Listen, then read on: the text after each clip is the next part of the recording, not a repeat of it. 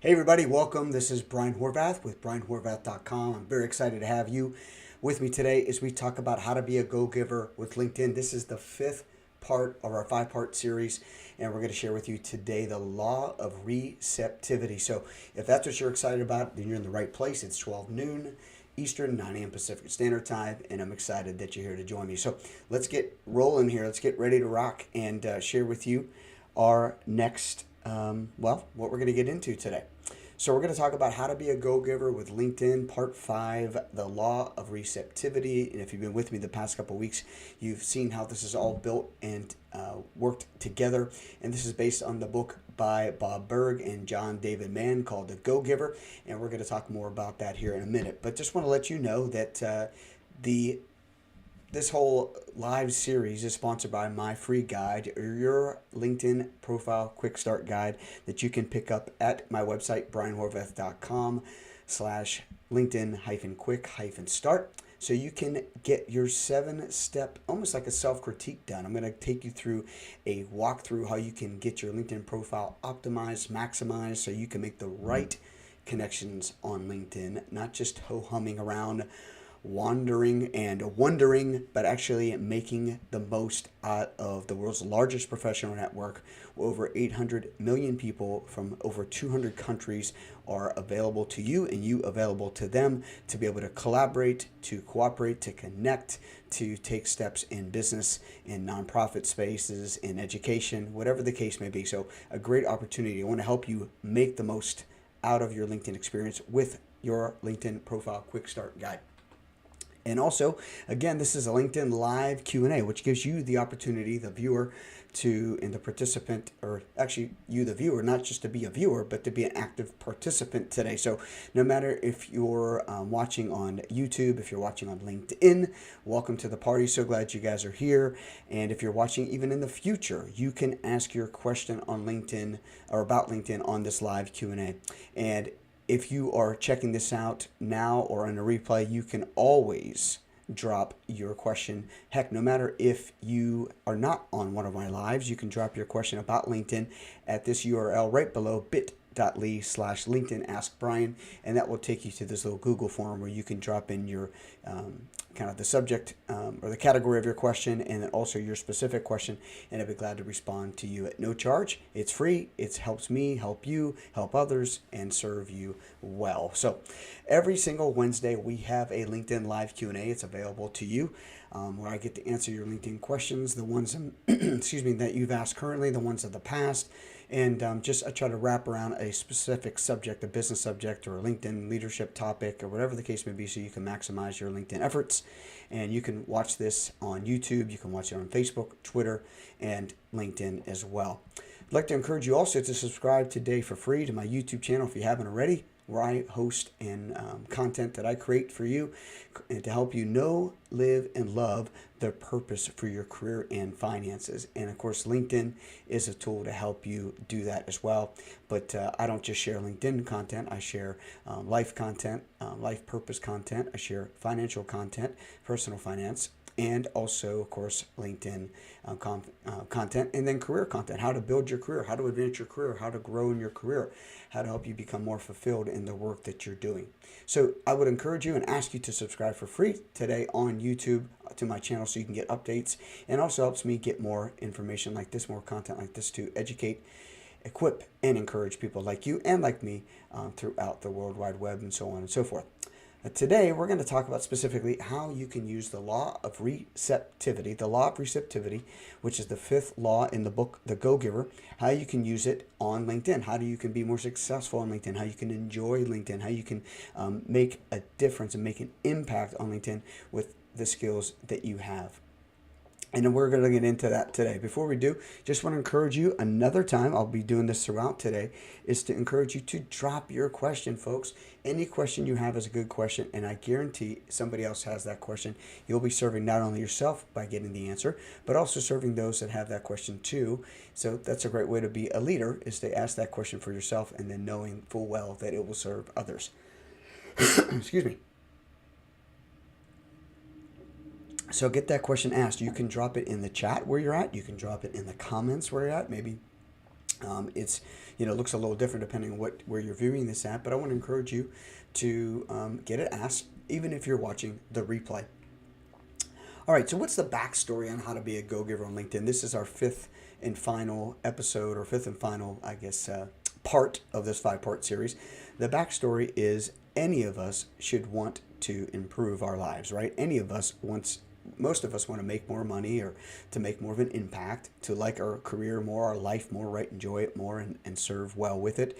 And the backstory for me was going, I like to do that. I like to learn how to be of more influence, and be to earn more money, and to just have more fun while I get it done, right? It's kind of where I come from. It's like, let's get it done, and let's have fun while we do it, or let's have fun while we get the work we have to do done. And so the backstory is, many years ago, I had a career coach, a life coach. His name's Bill Morris, and he created this program called I Am. And if you haven't had a chance to see some of that yet, I encourage you to Google I Am and William Morris, or Bill Morris, and he's here in the Tampa Bay area. And he recommended that I, and my wife, I believe too, read this book called The Go-Giver. And I said, okay, great, I'll add it to my list, right? I'll add it to my, just backlist, or my library, and eventually I'll get to it. Well, I never did, and for years and years and years I didn't. And then it hit me somehow, some way. I forget why, honestly, but I thought, wouldn't this be a great book to read with my men's Bible study, my men's mastermind group? And all these guys in the group are business leaders, and either own companies, or of key positions within their organization. And I said, hey guys, would you be open to reading the book called The Go-Giver? And they said, sure. So we called this group Eagles, so we can fly high and encourage one another and support one another in our business and personal, our marital relationships, and so on and so forth. And this book, The Go-Giver, came up, and guess what? My mentor, Bill, referred me to it years ago. I actually already had it. In my library. I couldn't believe it. I'm like, oh, there it is. And so I picked it up and started reading it, and I actually read it almost all the way through before we started reading it as a group. And then I encouraged my group members to go ahead and grab it themselves. And this book, The Go-Giver, is a little story about a powerful business idea. A little story about a powerful business idea. So it's written kind of like a parable form, and with characters that help us, with principles that help us be successful in business and in life. And The Go-Giver, you might think, well, shouldn't that be The Go-Getter? Well, actually is a book called The Go-Getter as well, by Peter Kine. I encourage you to get that too. And I have that as well. It's another parable, and it's pretty neat. And a little side bonus, a book called The Monk and the Merchant. And The Monk and the Merchant. And all these books actually are available on Amazon or Barnes & Noble, but you can also go to DaveRamsey.com. I think Dave Ramsey and his organization have a $10 book sale right now. I think you can pick up some of these books for $10 on his site. Anyway, the source of what I'm going to share with you today is The Go-Giver. We're going to talk about The Go-Giver. So again, get the book. I really encourage you. It's not even that thick. It's less thick than that. And here, I have it here right in front of me. And here's how thick it is, guys. It's not that thick, okay? And it's big font, so and a lot of white space. So you should be able to read it in a day, or in a couple minutes almost. It feels like you breeze through it. You won't want to put it down. That's how good it is and encouraging it is. So let's do a quick review while we're on the topic of The Go-Giver. And again, just remind you guys, if you're on right now checking this out on LinkedIn, Twitter, Facebook, YouTube, so on and so forth, you can drop your question if you have a LinkedIn question, or a question about the book, or a comment about the book. Matter of fact, I saw a comment the other day from one of our followers. I think she put on LinkedIn, and Karen put on there how much she loved the book, and it really inspired her, encouraged her in her life beyond business. So I really encourage you to get it. Let's go over the couple laws here. Law number 1, The Go-Giver law number 1. This is in the book, the law of value. Our true worth, your true worth, my friend, is determined by how much more you give in value than what you receive in payment. How much more you give in value than what you receive in payment, or what you take in payment. So seek to serve who needs most with what you do best. That's what we talked about with the law of value. Seek to add value, and you'll have fun while getting it done. The second one is the law of compensation. The second law is the law of compensation that says your income is determined by how many people you serve and how well you serve them. Your income, the money we receive for getting our job done, for serving well, is determined by how many people you serve and how well we serve them. So that just takes the pressure off. I think that money, I think Zig Ziglar said, money will find you when you help enough people get what they want. You'll get what you want. Money is a tool to help us know, live, and love the purpose for our lives. It is not the purpose of our lives, but it is a tool. And this tool will find you. You'll be equipped with this tool when you serve many people and you serve them well. And you serve them well. That's the difference maker, my friends, right? So we're going to talk about how this all applies to LinkedIn here in a second. The law of influence is the third law. And this is one of my favorites because your influence is determined by how abundantly you place other people's interests first. It's a tough one, right? It's a tough one because we forget that we think about ourselves first, right? That old saying is we're always tuned into the radio station WIIFM. What's in it for me?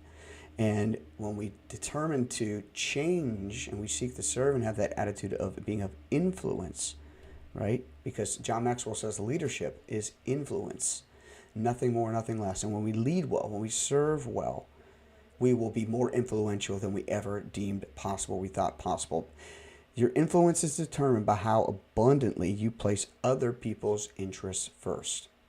That includes our bosses, includes our bosses' bosses, it includes our colleagues, it includes any people that report to us. How about our marriages? How about our friends and family? Woof, how abundantly we place their interests first. Man, I get slapped upside the head because I fail at this often.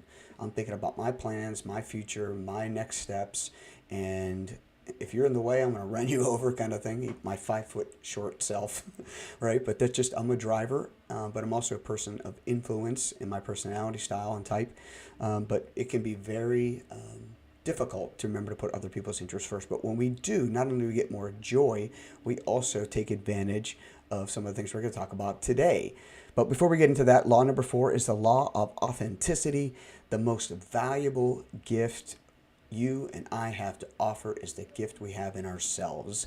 But when we don't do it with authenticity, or don't do it genuinely speaking, or with being who we've been made to be by God, then we miss out on really maximizing the go-giver opportunity.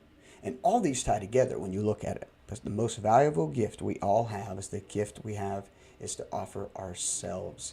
And a lot of times, my friends, one of the things we talked about last week, and you can check out all these previous laws, all these previous parts of this series on YouTube, on my YouTube channel, but again, all free. The most valuable gift we have to offer ourselves doesn't get done when we don't forgive ourselves of things we've done wrong in the past, or when we don't get rid of the shame or guilt we may have been keeping because we didn't do things the way we should have been doing them or in the past, or we made mistakes. I want to encourage you to wipe the slate clean, to forgive yourself, forgive others, and that will allow you to be your more authentic, genuine self. And no, this is not just fluff. That is so true to help us take risks again when we can forgive and move on and forget the things of the past and not let fear control us, but to establish the fact that we have power, we have self-control, we can have and walk in a peace of who we are, the peace of who we are. And that allows us to be authentic. And people can sniff out, smell, whatever, disingenuousness, if that's even a word, they can snuff out and see. And you can too, right? When folks are up to something that they shouldn't be doing, when they're not being authentic, when they're not being real, that comes across very, very quickly. And it kind of makes us feel, ooh, yucky. Or, it's kind of like being, hate to pick on the car industry, but folks that don't do a sale well, a lot of times we feel that way in the car industry. Hopefully that's going to be changing soon with the way the internet takes place. I think it already is. People are more educated. But we don't want to be around slime balls, so don't be one. And we see that a lot on LinkedIn as well. Folks that are coming in for the kill and they haven't even said hi. They don't even know what you do. One of the biggest things, you've heard me beef about this before, is, hey, when people want to connect on LinkedIn and their opening line is, would you like to be a business owner? I already am. That's because they didn't even read my profile. They didn't take a look at who I am or what I do. They don't even care, or it's just some kind of spam. That is not being authentic. That's not being genuine. That's not a turn on. That's a turn off. Don't be that person, my friend. Okay, I'm not saying sales pitches are bad. They're great when done well, when you have the law of value, when you have the law of compensation, when you have the law of influence, when you have the law of authenticity. Take all that into account. All right, but today we're going to get into the law of receptivity. Receptivity. And the law of receptivity is very important. It ties a bow on us all part five or 5-part series.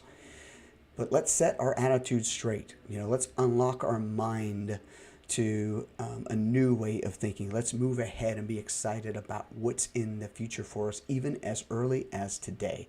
Let's not hold back on what we can do and what we can be, and that starts with our attitude. Our attitude can really be, well, let's take a look at it. Our attitude can be thought of, or can be kind of broken down into this. I think how we walk, right? How we live out our life really says a lot about who we are, what we're thinking. So the first thing we want to think about in changing our attitude is our thoughts. What are we putting into our head? What are we putting into our mind? What are we believing about ourselves and others and the world around us? What do our thoughts say? Are they the right kind of thoughts? The thoughts are going to breed success for you, because our thoughts dictate our actions, right? And then our actions over time, continually done, form habits. And habits are great when they're the right habits. They're horrible when they're the wrong habits. And it's a lot easier to undo a bad habit than you think. And one of the ways to do that is to replace bad habits with new habits. Okay? And those habits increase or pretty much put a label on us in a way. I don't mean to be a bad label, but they basically create and define our identity. Our thoughts become our actions breed habits, our habits basically create our identity, how other people see us, what they think about us, how they know us, what the marketplace says about us, what our church, our community, our family. And then after we're gone, our identity leaves a legacy. Let's break that down to LinkedIn, right? How are you interacting on the world's largest professional network? What are you saying in the digital world that's making an imprint? What kind of cookie crumbs, right, are you leaving, or breadcrumbs, trails are you leaving within LinkedIn? Now, you can change what you've been doing that hasn't been going well for you, right? And one of the ways to do that is, you may have heard this, right? You may have heard it's better to give than receive. One of the ways to change is to become a go-giver, and that's been the whole part and heart of this series.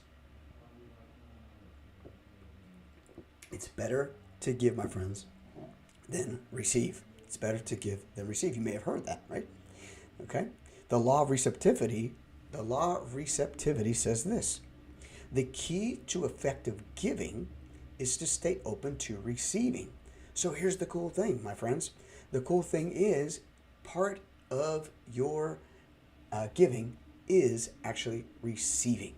It's not meant to be just a one-way street. But what I found in my life over time is that where we sow our seeds doesn't necessarily mean we'll reap right away from those places. There may be times where you invest over here, or you give over here, and then over here you get a harvest, or you get a result. It's weird. It's like making a phone call in this area of industry, and then before you know, at the end of the day or the end of a week, a month, whatever, you're getting phone calls from another industry you were sowing seeds in a couple months ago. Things pop up. And that's what I want you to remember, though. That's a good thing. You can give, and you need to, but it is important to remember to be open, have your hands open to actually receiving as well. And so we're going to talk about a lot about that today, and have some things from the book to share with you in that. Okay. Here's a little point.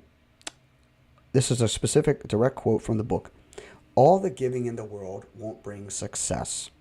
It won't create the results you want unless you also make yourself willing and able to receive in like measure. Unless you make yourself willing and able to receive in like measure.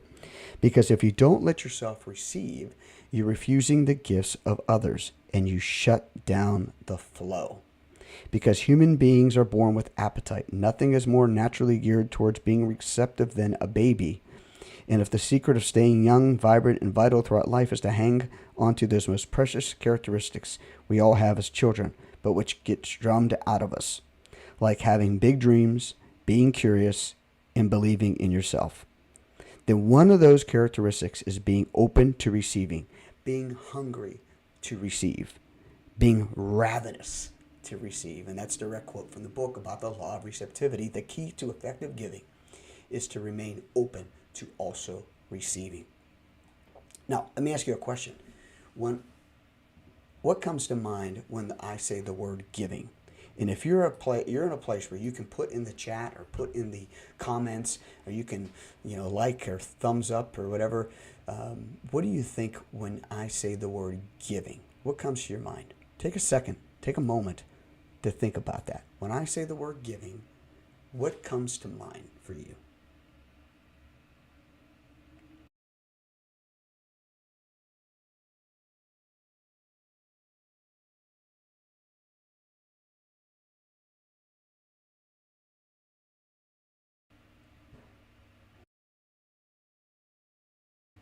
What came to mind for you when I said the word giving? And if you're in the replays land or you're in the future watching this, you can go ahead and put your comment too. Think about it for a minute. What does that look like for you? How does that work for you? Are you currently developing an attitude of being a go-giver? Are you currently walking out these steps? So let me give you some opportunities here to take advantage, in a good way, the law of receptivity. So how do we use this? Number one, assert yourself with open hands. I'm going to give you 5 A's here to think about. Assert yourself with open hands. If you walk around with open hands, serving, giving, think about it. You can also receive. And I learned that from Dave Ramsey. Some, being a giver is that when you have open hands, not only can you give, but you can also receive. But when you walk on with a clenched fist, not only do you look aggressive, not assertive, but aggressive, you're not giving because you're not opening your hands to others, but you're also not able to receive. So keep that in mind. What is your posture? I want to encourage you to assert yourself. I also want to encourage you to apply cooperative commerce. And this is an interesting quote from the book too, but it also has come to me many times from, or another time from somebody else, about applying cooperative commerce. That yes, there's a lot of people in the world that do what you do. There's a lot of people that do what I do. But when we look at them as competition, that can close our mind off to being a go-giver. It can close our mind off to networking with influence and effectiveness. It can close off maybe opportunities for compensation. But instead, I want you to be thinking of applying the cooperative commerce attitude, meaning that there's enough people out there that need served. There's enough people out there that need what you have to offer. And there's opportunities to partner with where it makes sense with those people that are doing similar or the same things. Okay, so applying cooperative commerce is a way it's looking to add value, that's looking to be of influence, that's looking to be authentic, and it's looking to partner with and come together with like-minded, like-valued, and like-passionate folks, all to serve those who need most, what you all do best together.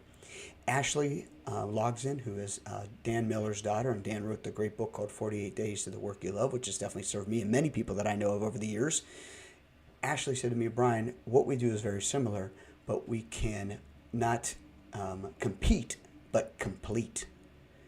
Not compete, but complete. And that's kind of the heartbeat behind what they're saying here in the Go Giver book, applying cooperative commerce, that there's enough business out there for all of us, and there's enough people out there to serve. Let's get it done while having fun, and let's do that together.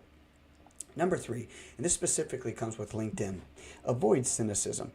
And why I say that is when you get beat up over the head enough with enough sales and marketing messages that don't make sense to you, or that seem like spam, or look like just one more person trying to quote unquote sell you something in the negative sense, that can kind of harden our hearts, right, towards the opportunities that LinkedIn has to provide. I want to encourage you to avoid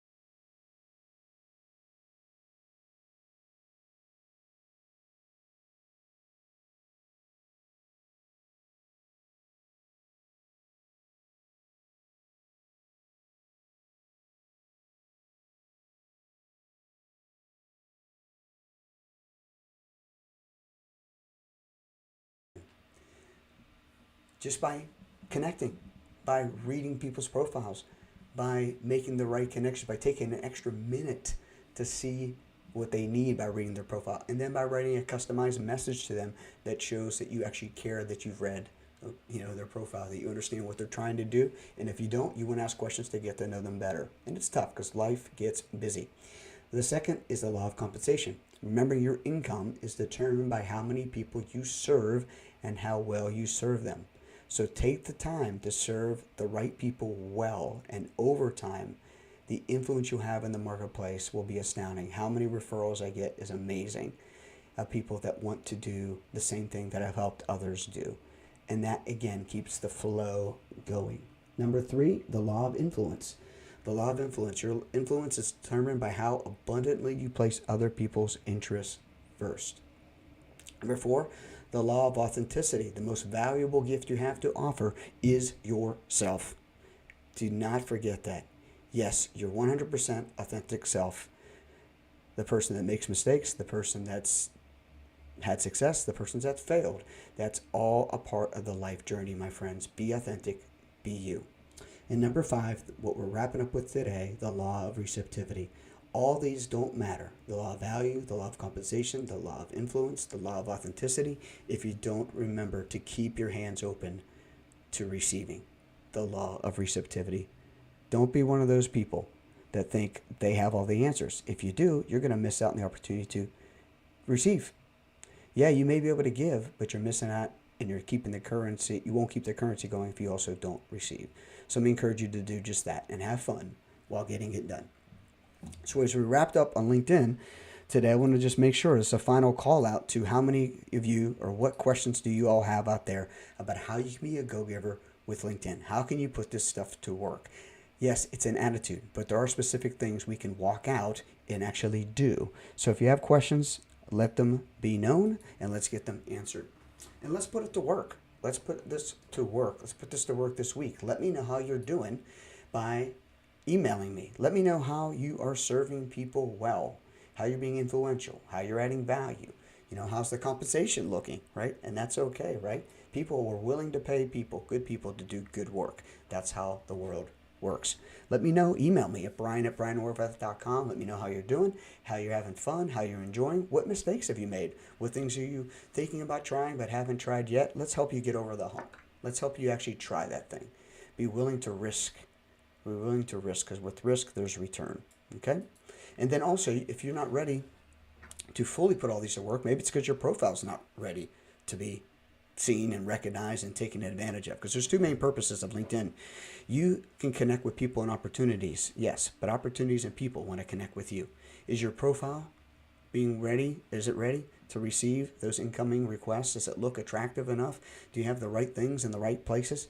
Well, one of the best ways to get that done is to get your LinkedIn profile quick start guide for free today by going to brianhorvath.com/LinkedIn-quick-start. It's a 7-step guide to help you make the right connections on the world's largest professional network, because I want to help you write your profile in a way that's sharing with the world that you are seeking to serve those who need most what you do best. All right, Q&A time. If you have any, go ahead and put them in the chat. I'm not seeing any just yet. That's okay. And if you're watching the replay, share your question there too. Share your comments. Like, subscribe, all that good stuff. What do you like about this? What didn't you like? What's missing? What could I have done better? What is helping you? What questions do you have? Let's get that figured out. And then, of course, I encourage you to get the book, The Go-Giver, that's a little story about a powerful business idea. And you can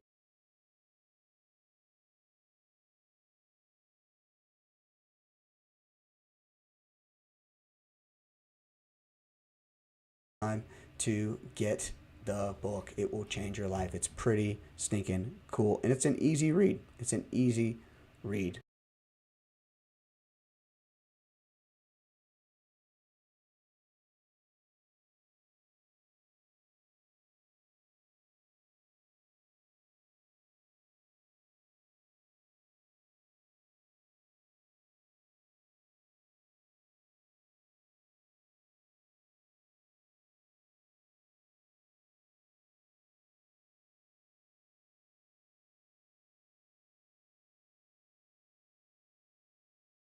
Well, that's another LinkedIn Live Q&A in the books. I've been doing this for almost a year, if not over a year now, and it's been a pleasure and a joy to serve you today. If you have any questions, make sure you get them asked, and we'll look forward to seeing you next time. Until then, go be a go-giver. Talk to you soon, y'all.